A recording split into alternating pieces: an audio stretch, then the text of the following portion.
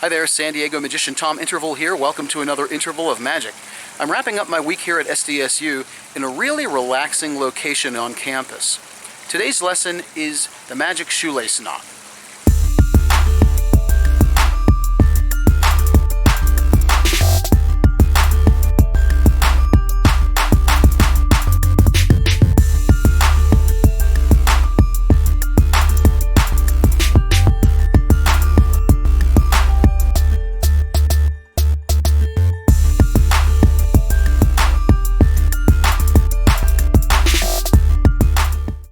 Okay, I could not film in that really relaxing area because it was getting dark outside. And as you may or may not know, when you film in the dark, that film looks grainy and therefore it's going to be really hard to see.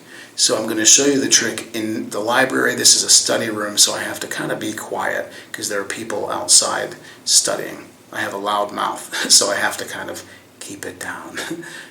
When I was a little boy, the very first trick I ever learned was to tie my shoes. Thank you very much. But the problem was, when I was first learning, I always got the ends caught through the loops like this. Now, obviously, there are going to be problems with this because little boys and girls run around, and as the knot tightens, it's going to be progressively harder to untie that knot. So do me a favor. I want you to take that knot, and I want you to hold it. In fact, I want you to untie it. I want you to see the mechanics of the knot. It truly is quite a knot. I mean, it's not real complex, but it's complex enough where if it got really, really tight, it would be extremely difficult to untie. Okay, so that's essentially the first trick I ever learned, the first hand trick. It wasn't really sleight of hand, but it takes some skill as a kid to tie a knot in a rope and to tie a shoelace knot, right? So the next time the ends caught through like that, I thought, you know what?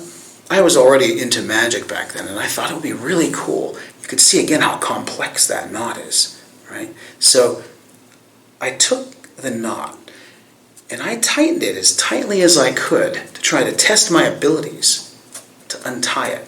And it gets really tight. You can feel how hard it is inside the fist. Unless, of course, you blow on it and the knot disappears. Welcome to the explanation. This trick goes back a long way.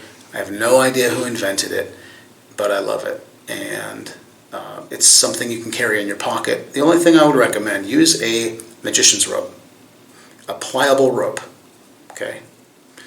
Just go to any magic shop, they can explain more. But use a rope that's nice and pliable. Now what you do, I'll explain overall what to do, but then I'm going to give you some close-up shots from your point of view.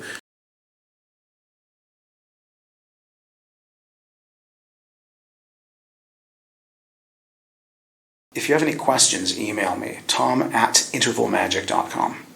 Thanks for watching and or listening to this Interval of Magic. If you enjoyed it and want to see more like it, along with a variety of other great magic-related content, please help support my work in one of two ways. Follow and endorse me on rockfin.com/intervalmagic or become a Patreon patron at patreon.com/tominterval. Also, please like and share this, subscribe to my Interval Magic YouTube channel, and follow me on Instagram, Facebook, and Twitter @Interval Magic. Until then, may your intervals be happy, peaceful, and magical.